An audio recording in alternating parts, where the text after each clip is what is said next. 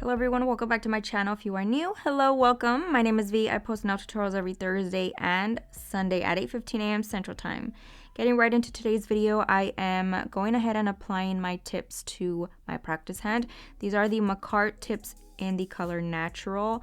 They are linked in my Amazon storefront if you guys are curious and would like to purchase them. They are full sculpted, pre-shaped square, so they are perfect for any shape you'd like to create. I am applying those with my Young Nails brush on glue, also linked in my Amazon storefront. Now I'm going in with my Tammy Taylor peel and stick file and filing the sides. You want to make sure that the tip is on there perfect. And all I'm doing is lightly filing the sides so that it's nice and flush to the natural nail. And then I'm going ahead and scoring off that tip, as it does come a little bit round when you receive these tips. Now for the middle finger, I did run out of the size that I normally use for that nail. So I just went ahead and sized up, and all I'm doing is filing the sides. Now because this is a practice hand, it is okay. If you are doing it on a client, I do recommend you file the tip lightly before applying it, because sometimes it can be a little bit uncomfortable if you apply it when it's too big. So just make sure you file the sides lightly before applying it on your client.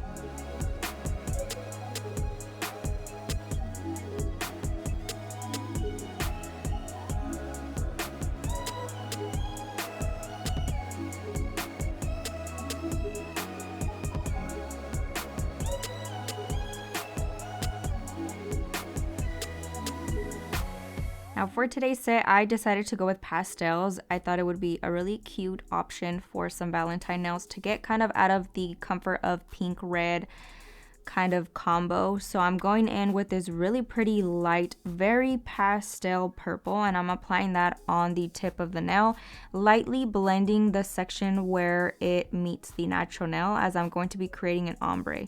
All I'm doing is lightly taking my brush and blending that out, patting it into place, making sure that I'm cleaning up the sides. This is crucial to get your foundation nice and perfect. Now I'm taking first Nude from Not Polish, and I am blending that downward to create that ombre. Their powders are bomb for blending. No matter what color combo you do, you're going to be able to blend them very, very well.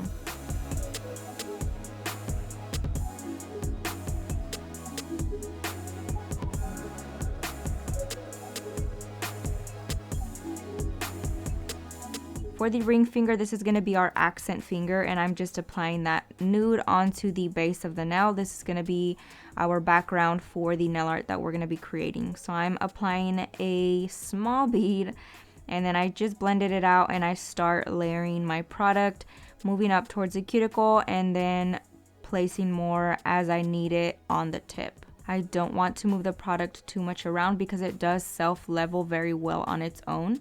So always keep that in mind. As long as you have your liquid to powder ratio down perfect, you should be good to go. And I do have a really in-depth video on that, so make sure you guys check it out on my beginner basics playlist.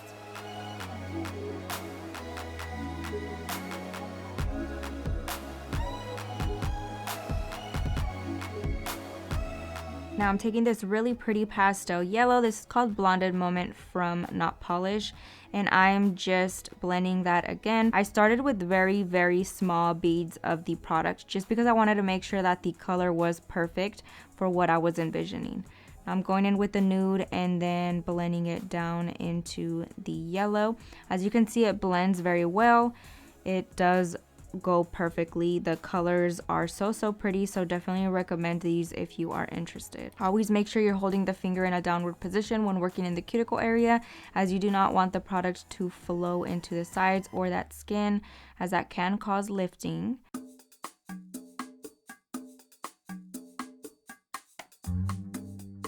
And then I'm taking this really pretty light pink and applying that on the index finger, again creating that ombre and making sure that I liked the color before I went in with bulk product. And for today's video, I am using the acrylic brush from Not Polish. This one is a size 12. I believe they have bigger sizes as well. Definitely recommend it. I do love this brush. Along with that, I'm using my Profiles Backstage Monomer. They make a perfect match, and I will actually be testing out the Not Polish Monomer here soon, so stay tuned for that.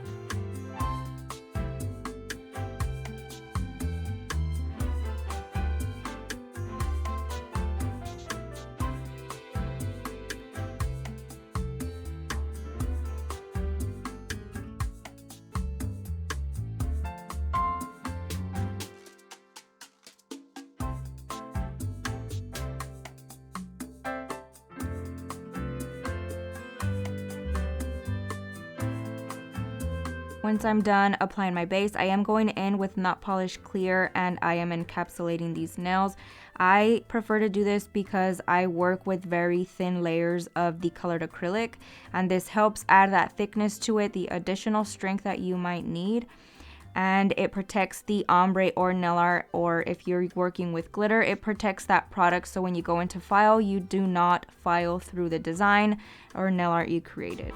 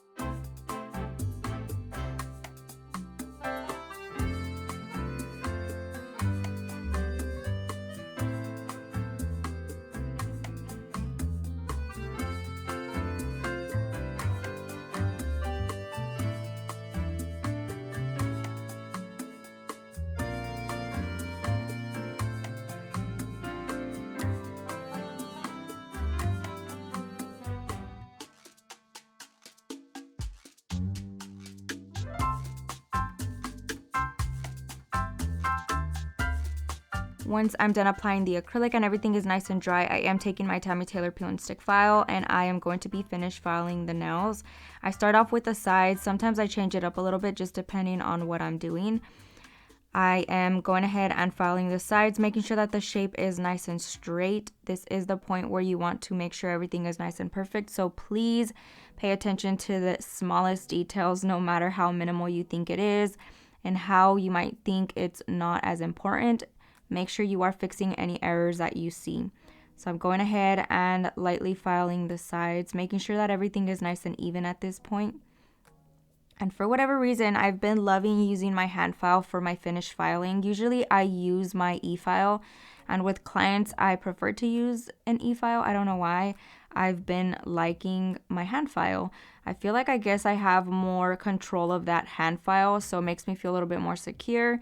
And I feel like I get done a lot quicker as well, specifically on long nails, because I just go really quickly and boom, it's done. I don't know, I've been loving it. So if you are a beginner nail tech, definitely recommend use a hand file. And then once you get a little bit more comfortable, you can always move into the e-file. So I'm just going vertically up and down with very light pressure, as I'm not trying to remove bulk product. All I'm doing is smoothing out that surface, getting rid of any imperfections, any lumps, or any ridges that I may have created with the acrylic application, making sure everything is nice and smooth.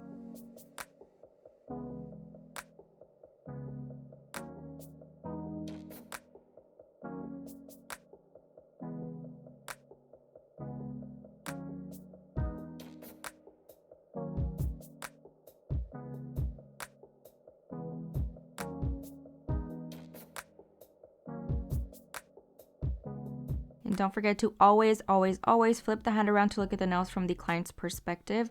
This helps to see any imperfection that you might not have caught before from your view, and you get to see it from their view. You want to definitely fix it before they catch it. I feel like they'll appreciate you a little bit more. So always make sure you flip it around, look at the nails from every angle possible. For example, that one, I felt like it looked a little bit funky, but once I kind of wiggled it around and looked at it from every view, the nail was just slightly crooked.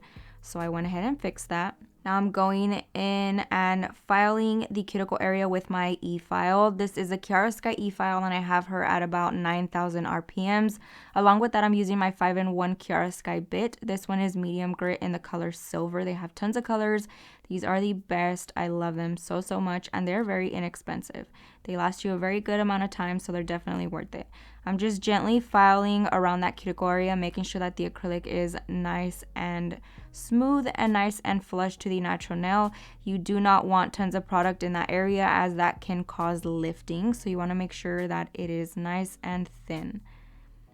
Then I'm just lightly blending the rest of the acrylic to the rest of the nail that I had already filed with my hand file. Now I'm taking my Profiles Backstage buffer and I am buffing the surface of the nail with very, very hard pressure. I am buffing that nail into the perfect smooth canvas for our nail art. You want to make sure you get rid of any ridges that you might have left behind with your hand file or your e-file so that your nail art goes on there super smooth. Taking a lint-free wipe and some swipe, I'm cleaning the surface of the nail. If you are working on a client, I love this option as I feel like it's a lot quicker versus them going to wash their hands, as sometimes they can take a little too long. Now I'm taking the colors that I'm going to be using and just placing them on the back of this plastic paper that I have. So I'm using the yellow, pink, and purple, and then I'm actually adding in some teal as well. So I'm spreading them out a little bit because I am going to be mixing them into pastel colors, and I'm only mixing white into half of that color that I placed on that plastic. So as you can see, I'm leaving half of it the same color that it comes out of the jar, and I'm just adding white to my preference. I wanted it to match the acrylic that I applied on the nails, but at the same time I wanted it to still stand out, if that makes sense. So they're not as pale, they're a little bit more vibrant. Just thoroughly mixing those, and I am using my detail nail art brush from Amazon. These are my favorite. They're my OG ones. They are linked in my Amazon storefront if you guys are interested.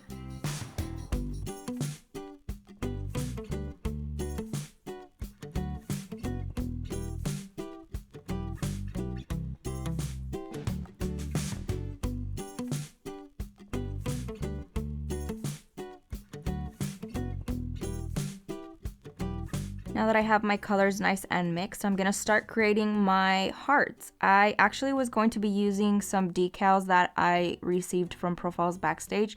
They were pastel heart decals and I loved them. And then when I got to this point, I was like, you know what? No, I'm gonna do some hand-drawn sweetheart nails. If you guys remember those little chalky, not that great heart little candies we used to get for Valentine's Day, I wanted to recreate those with the little cute sayings on the front of them. So I started off with a purple heart and I'm just basically drawing them. I'm trying to make them as big but as small as possible, if that makes sense. I don't want them to be extremely big on the nail, but I want them to be a good size to where I can still write the words onto the inside of it. So I'm just going ahead and trying to get all the sides nice and perfect. Now I'm going on to the pastel pink, and I'm just starting off by one side, kind of doing half of the heart, and then I end up connecting it to the other side, and then all I do is fill in the middle, trying to get that layer nice and smooth because I am going to be layering more color over top whenever I do the words.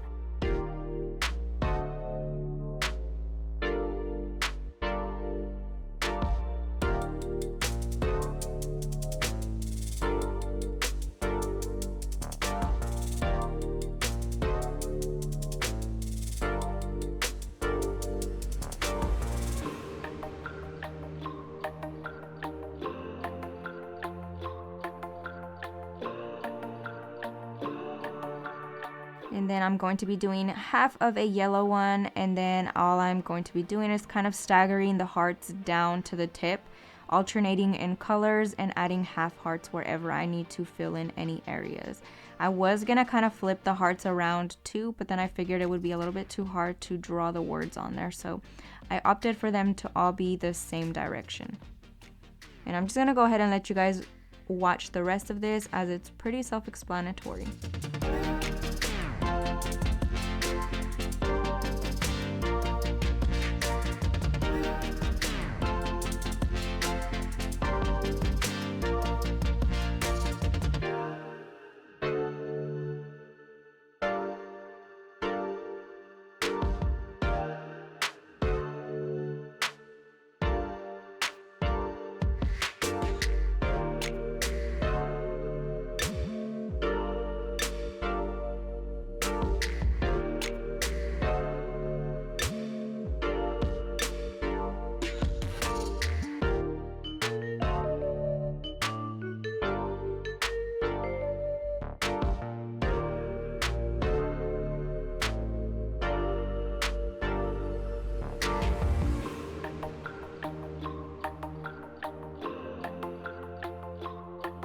Now, I talk a lot about the importance of like paying a really close attention to the detail.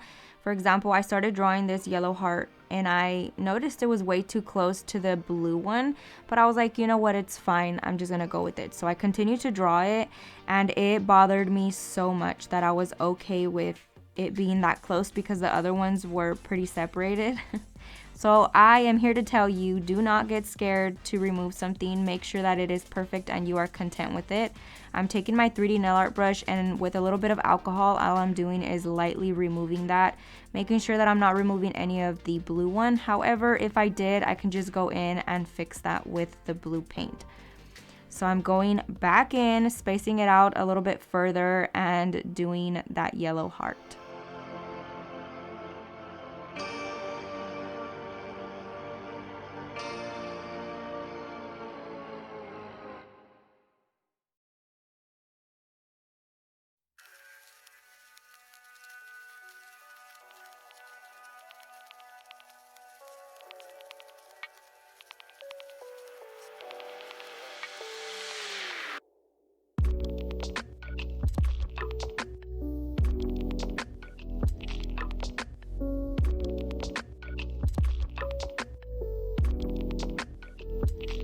Once I was done, I went ahead and cured it in the light. Don't forget to do that before you go in with this step.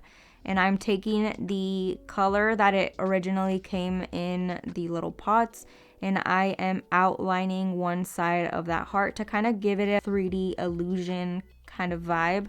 Those hearts are pretty chunky, so I wanted to fully give the effect of those candies.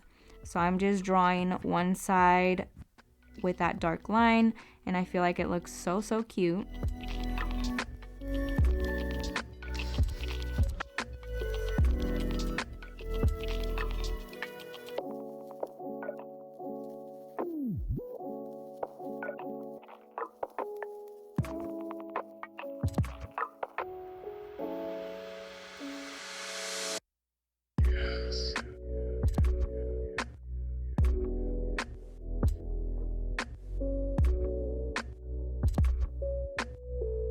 Now, if I remember correctly, the words were always written in like a red font, but I didn't want to use this vibrant red. This is from Profiles Backstage as well. So I'm taking the red that comes straight out of the jar and mixing a little bit of yellow in with it to kind of mute it lightly and it to be more in between orange and red. So I am starting off by drawing XOXO on the first one. For the second heart, I'm doing LO. It's supposed to be love, but it doesn't fit, and I just wanted to kind of add that in there. And I'm just working my way down the tip and adding more little sayings. So I was so terrified to do this part because it's so small, and I wish I would have got a smaller brush to do it, but it still came out fine. Because I'm a perfectionist, I feel like I could have done a little bit better, but for it being that tiny, I'm not going to be so harsh on myself, but I would recommend getting a thinner brush for this step. Unless you make the hearts bigger, this one would be good, but because I made them so tiny, it was so hard. Now for the pink one, I'm going to be drawing cutie. And I kind of tried envisioning the word on there so that I knew exactly how big I needed to make the letters in order for all of them to fit and it still look nice and centered.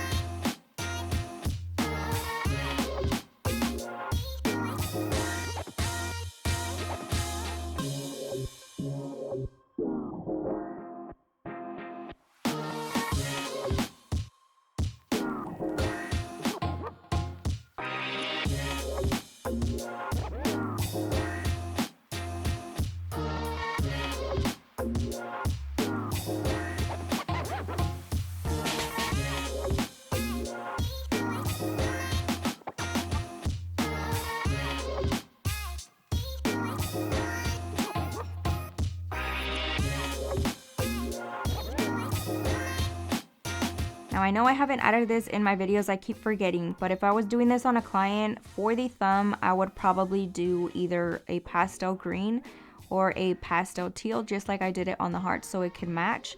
And then I like to mix match hands, so I would probably change up the colors on the other hand and add some orange in there, maybe a darker pink, you know, just kind of mix it up a little bit. I like to do that a lot whenever I am freestyling a set.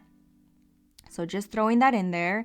Now I am going to be curing this in the light for a full minute to make sure all the layers of gel paint are nice and cured. Now I decided this last minute as well to just add a little bit of a darker color in there. I didn't want to do crystals because I feel like I've been doing that a lot. So I went ahead and just added again that same color that I used for the outline, or kind of like the shadow effect on the hearts. And I am just drawing one thin line across the nails. And then of course you want to place that in the light for 1 minute to make sure that is nice and cured. And I'm going in with my top coat right after that. And I am showing you guys a sneak peek of what the nails would look like shiny. So I'm finishing off with that pink line. And I decided to kind of do them very thin to just make it pop a little bit more.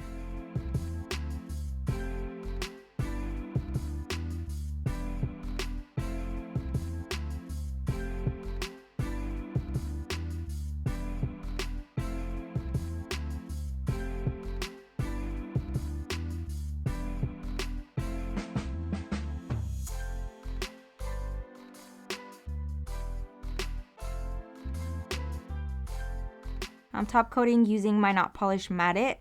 I'm just going ahead and applying a thin layer of that. When you get to the nails that have tons of nail art, make sure you really press that top coat into any creases, any little ridges that might have been created with the gel paint. You want to make sure it's nice and fully covered.